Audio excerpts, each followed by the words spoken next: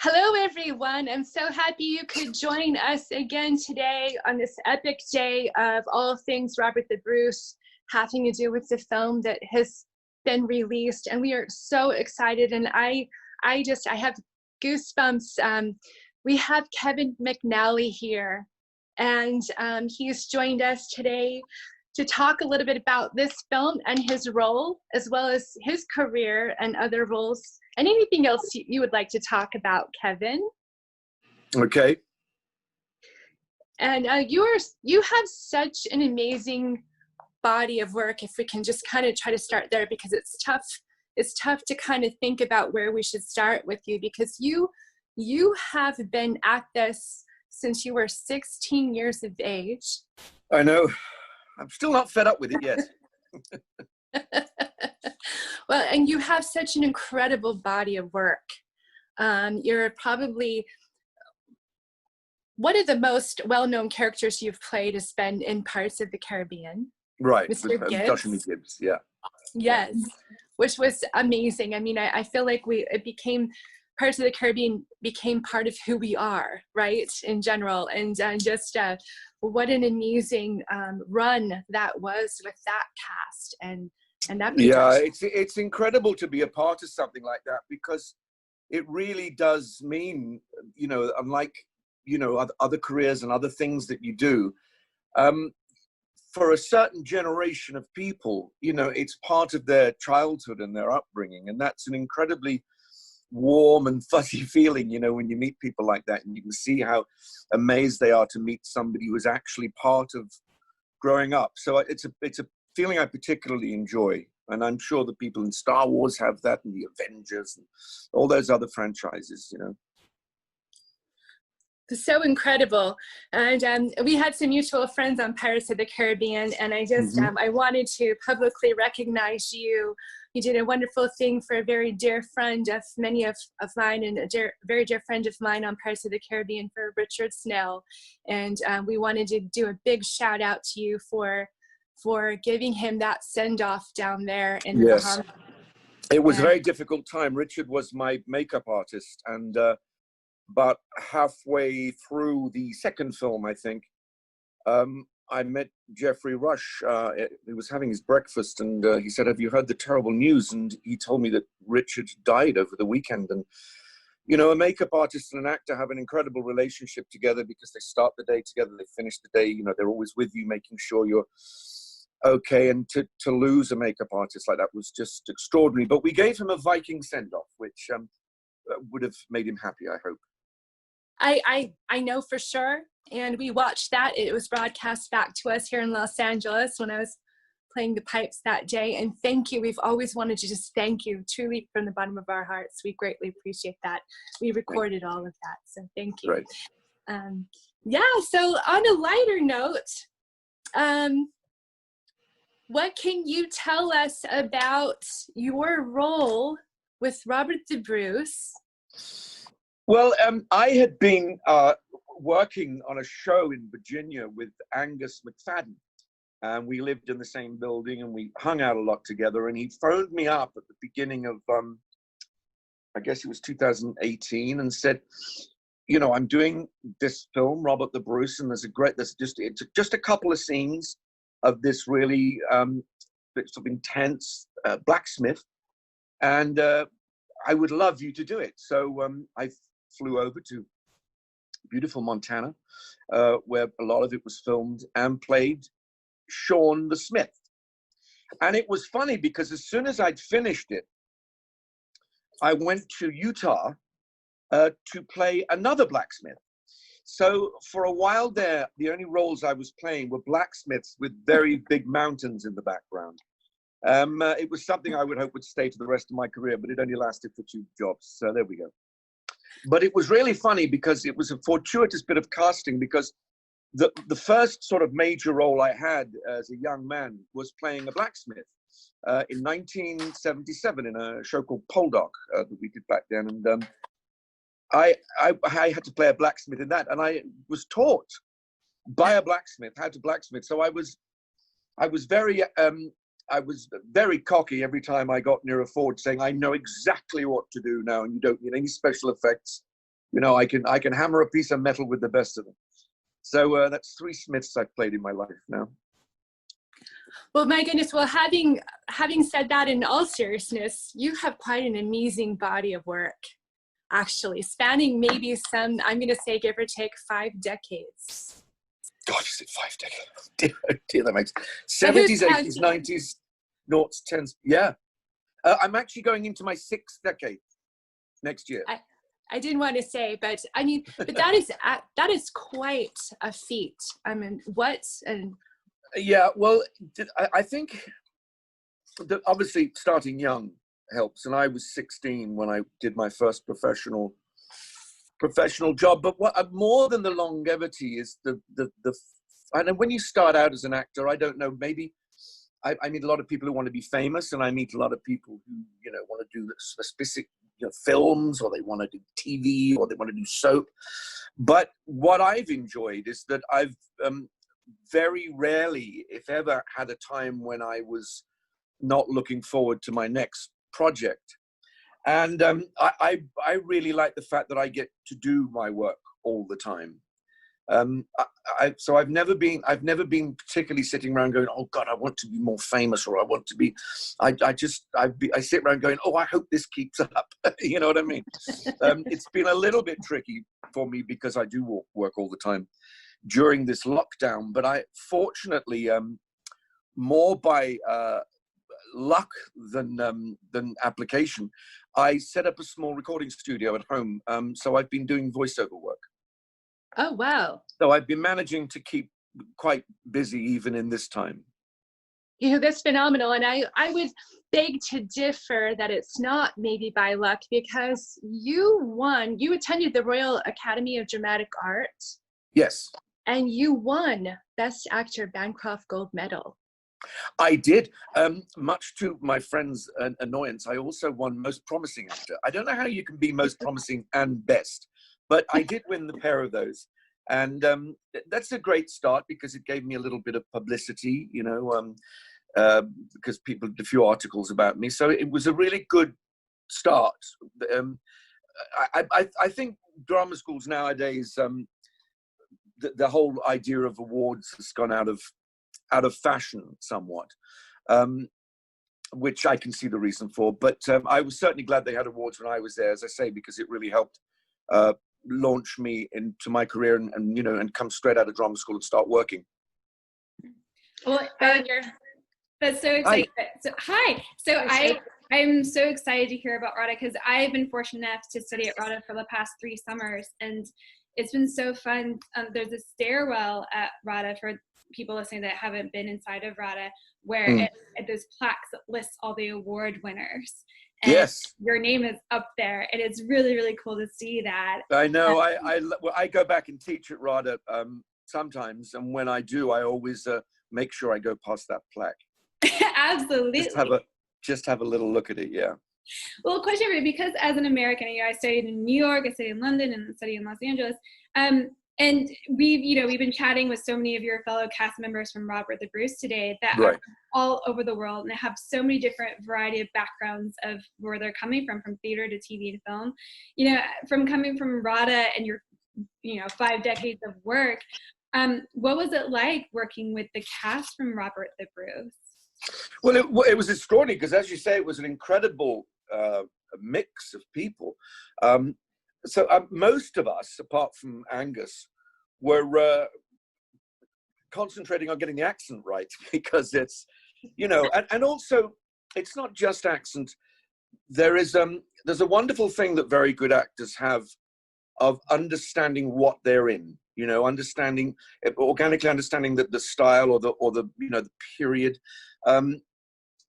Sometimes you work with actors and you go, or you see actors on the TV and, you know, maybe they're doing a Miss Marple, it's set in the 30s, and you go, no, you just have maintained this modern thing that doesn't quite gel with it. So we were all very much trying to get the feel of what that period, what those lives were like. So it was pretty concentrated and intense. And I know that, you know, Angus and I are very good friends, and I knew that he would be on me straight away if I didn't if I didn't do the accent justice. But he didn't complain, so I think I must have got there in the end. It was wonderful. Definitely a fantastic accent. Thank you. Do you have any Scottish roots? Speaking of Robert the Bruce. No. I'm Irish through and through. I kind of knew that from your name. Yeah, the MC is the giveaway, and your MACs tend to be more your Scottish. Although it's not in the north. There was a lot of immigration between the north of Ireland and Scotland, so you know there are Scottish names there, but I don't have any of that. I'm absolutely 100% Paddy. That's what I am. Well, I love that you are, and if you want to ever come and attend our ScotWeek events, I will play Irish on the peds for you. Well, thank you very much. I'll take you up on that. And on a more serious note, so you actually have a famous beard, and I noticed you're kind of clean shaven today, but is that something? A little bit. A little scruffy. It's called lockdown shaven. This is. You can't be asked to shave. You just you get the old hair trimmer out and just get most of it off. You know? Well, how was your facial hair for different films and theater? Or do you grow it out? Do you do detachable ones? No, I always try to. I tell you what happened. The first job I did, Poldark. I had been doing. I'd been playing a military character, and I had very short hair. And of course, Poldark is set in the 18th century, so I had a wig. For the 9 months that I shot this TV series. And I said to myself, never, ever again, if I can avoid having a wig, will I have one. So I was fortunate enough with the first pirate film that I had plenty of warning. So I just grew my hair out and my beard out. And I thought, when I get there, I'll decide what to do. And, you know, we were looking through books about the way people wore their hair, the way sailors could wear their hair. And I did think we have a thing in the British Navy, because my character starts out in the Navy called a full set. You can't wear just a mustache or a little bit. You have to wear a full set. But in the 18th century, they did allow these mutton chops. And I found pictures, drawings, paintings. And I thought, that would just look really distinctive and cool. And I also thought, in all the big crowd scenes, people would be able to pick me out because of my big white mutton chops. So that's why we did that. And I managed to do that. We had a ceremony, me and Dan, my stuntman, he would grow his hair and his beard. And on the first day, I would go in and shave Dan to make him look like me, which we really like doing that. But I managed to do it on the first 4 films, but we went to Australia to do the 5th film in 2015, and I just didn't have the time. So I had to have the wig, the mutton chops stuck on me, and I hated every second of it. Because I'd sort of decided on the first film, I thought, what do I want? Do I want to have less time in the makeup chair in the morning and look like an idiot all day? Or do I want to look pretty cool in the evening, but spend an extra hour and a half in the chair? So I went for looking like an idiot and having less time in the chair. Do you find that you're recognized more in public when you are wearing? Do you still kind of just grow that out every once in a while just for fun and go out in public? No, when making the films and when having those mutton chops, obviously, although I'm quite anonymous in life, I don't get recognized very much, you know, because I play a lot of different characters, so I don't have a singular look. But when I've got those mutton chops and the long hair, particularly children, will go, it's a pirate. And their parents will usually slap them around their head and say, I told you about making up stories like that. Stop it. I always feel sorry for those children in the supermarkets whose parents think they're making up stories about seeing pirates. But I find that most gratifying, that you know, that I can be recognizable looking one way, and then I can have my anonymity back just through the use of a razor. Oh my goodness. Well, from the movie The Spy Who Loves Me, which you were in with Roger Moore. Well, can you go on? Oh, I was just gonna say two Pirates of the Caribbean, Johnny Depp and the crew, Valkyrie with Tom Cruise. You just have such a broad range of everything that you've done, and you've done radio, television, film, stage, and you've also been a writer. I mean, yes. Do you have any favorites, any favorite movies, any favorite projects, anything that really stands out as Well, funnily enough, my favorite project, I think, is probably the sort of least glamorous of all of those things that you've mentioned, because I spent from 2014 or 2013 through 2017 recreating lost radio programs by a very famous British comedian called Tony Hancock, who growing up was my hero. He was a very funny man. My dad introduced him to me in the 60s, and I loved his TV programs, and I loved his radio shows. And he sadly was a terrible alcoholic and committed suicide at the age of 44 in 1968. And 20 of the radio programs were lost because the BBC had a policy back in the day of reusing tape, because it was very expensive in the 50s and the 60s. So a friend of mine, Neil Person, managed to persuade the BBC to let us recreate them as accurately as possible. And so I spent 4 years doing that, doing 5 of those a year, and I even did one of them on the television. And I think that's my most, sort of the project I'm most proud of, because it was an incredible labor of love.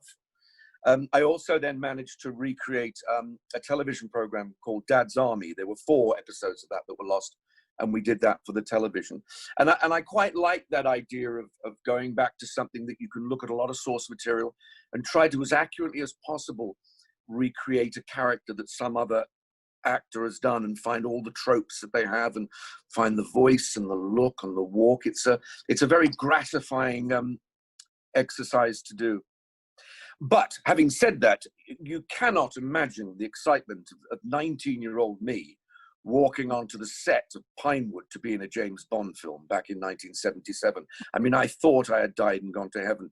And I didn't really achieve that excitement again until 2002, when I did the first pirate film. Because I think I remember about 5 years before I did Pirates, I was sitting in a dressing room in a theater waiting to go on stage, and I was looking at myself in the mirror thinking, I guess I'll never be on a Hollywood backlot now. I'm 41 years old, and I guess I've missed that boat.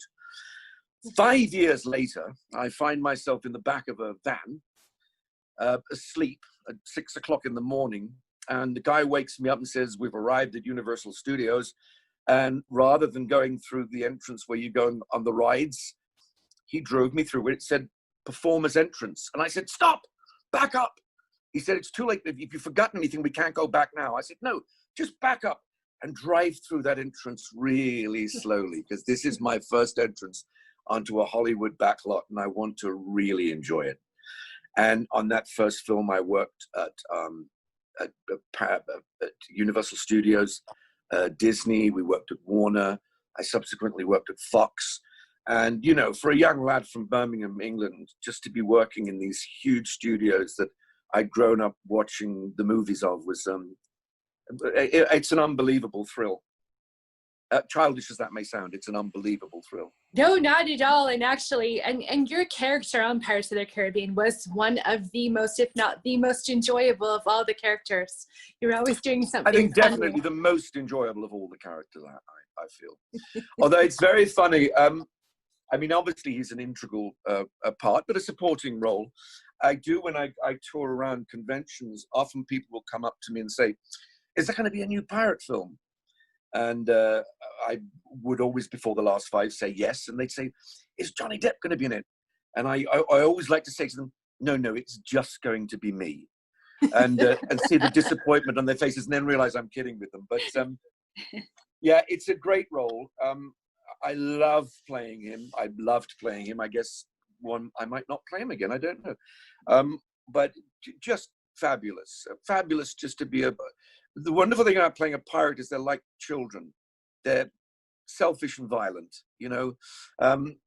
So just playing somebody who doesn't give a damn about anybody else is a great relief, you know, from all the worry and care that you have to bring to real life. You know, I have a quick question. It's not actually on our list of questions, but I know there's at one point, I forget which movie of Pirates of the Caribbean, you do make reference to Captain Jack's Rum Runners, which is our group. Oh, yes. I can't remember what that's in.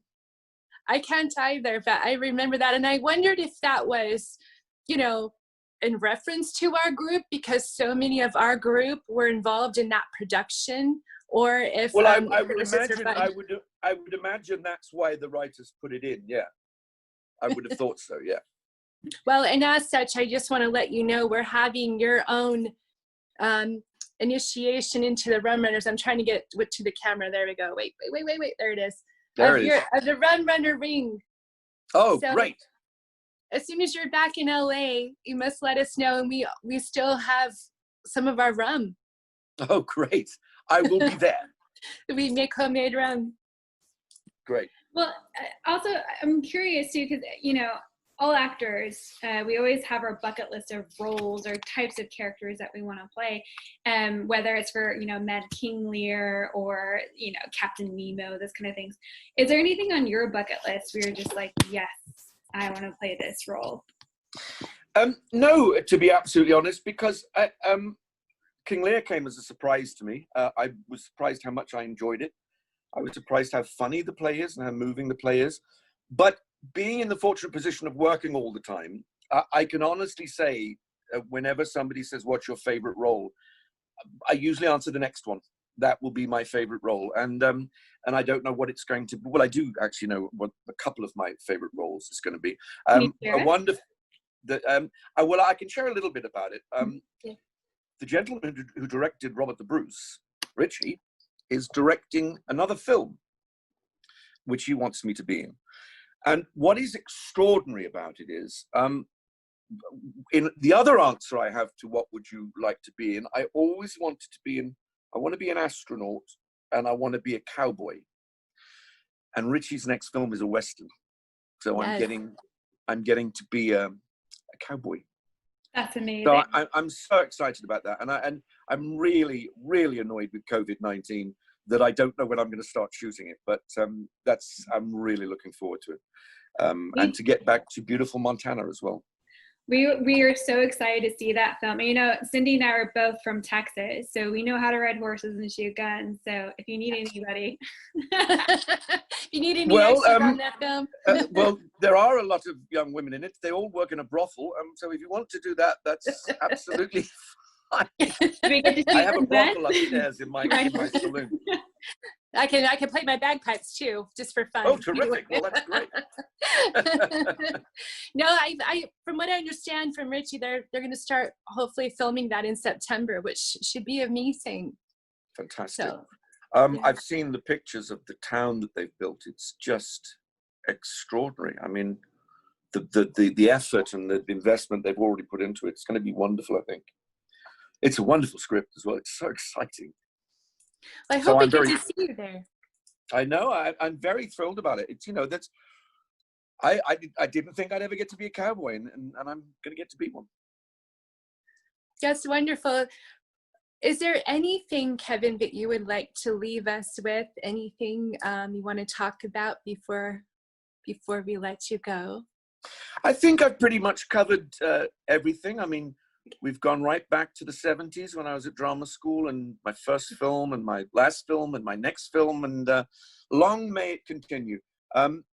I feel I must. There's one thing I would like to say. I mentor an actor who left drama school in March with a wonderful job to go to, a wonderful job offer. And of course, for all the young actors who are starting out now, their lives are on hold. For me, it's a minor inconvenience, but, you know, I can afford to live.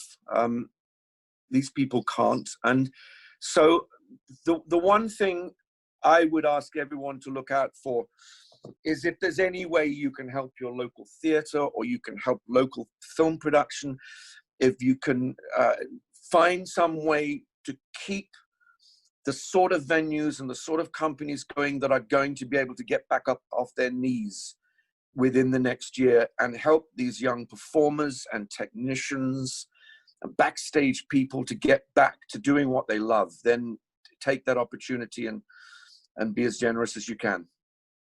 You know, that's wonderful to leave with everyone. One of the board members of ScotWeek is Director Louis Fantasia, who you may or may not be familiar with.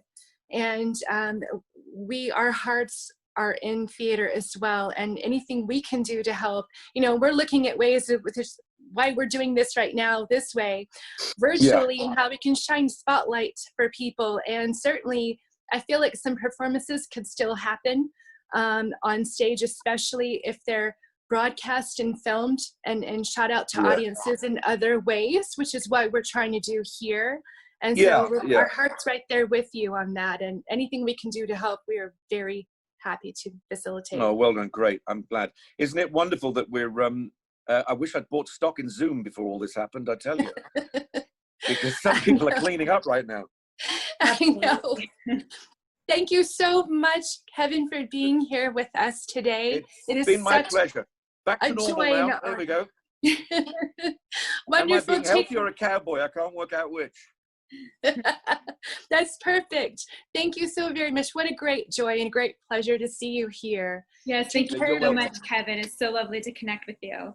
Kelsey, Cindi, it's lovely to meet you both. Okay, take care. Take